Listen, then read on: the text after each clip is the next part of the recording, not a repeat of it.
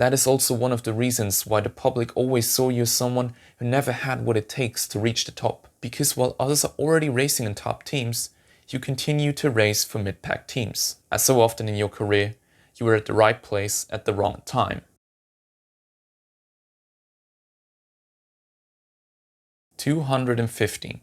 What sounds like the amount of crashes Lance Stroll has had in his career is actually the amount of races you've contested in Formula 1. You would expect a driver with that many race wins to be a multiple world champion, someone who has dominated the sport at least once in his career. Some people might be a little bit surprised and disappointed to see that you only managed 9 race wins in all that time. That is also one of the reasons why the public always saw you as someone who never had what it takes to reach the top. However, if you dig a little deeper and look at the teams you've raced for, you quickly come to the conclusion that for most of your career, you never raced for teams that were near the top, but rather in the midfield or at the back of the grid. To cut a long story short, almost half of your starts you compete in cars where you never have a chance of winning. This also explains why you look so bad compared to other drivers with a similar amount of starts. Because while others are already racing in top teams, you continue to race for mid-pack teams. When you then change teams again, because your old team wanted to pay you less than before,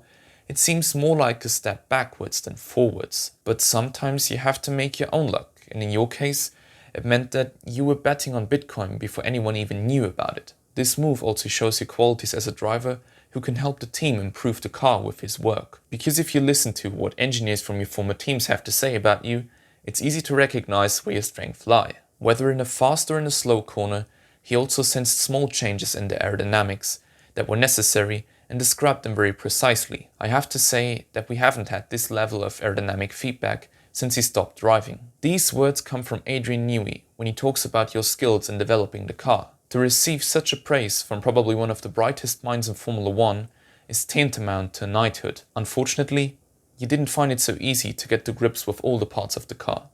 The change from tyre manufacturers from Bridgestone to Pirelli was particularly hard for you because you adapted your driving style to the more forgiving Bridgestone tyres and couldn't find a way to handle these more sensitive Pirelli tyres. The fact that this happened in the best phase of your career can probably only be described with bad luck. As so often in your career, you were at the right place at the wrong time. But you have always been able to deal with difficult circumstances, as you've shown multiple times in your career. For example, you simply carried on riding with food poisoning and in terrible conditions because you had a good position in sight and didn't want to let yourself and the team work and, in your case, suffer for nothing.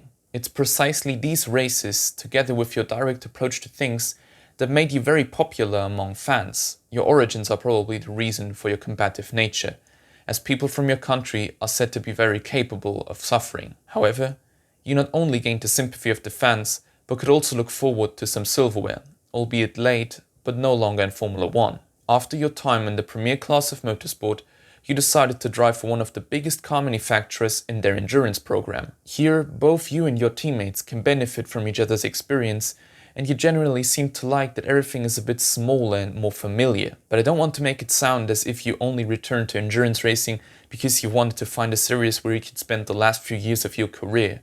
Your fighting spirit and your desire to win were just too big for that. Nevertheless, you haven't turned your back on Formula 1 completely.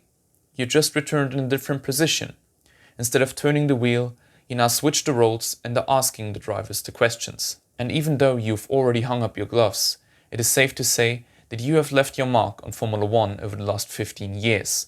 Because you are Mark Webber, and you deserve more love.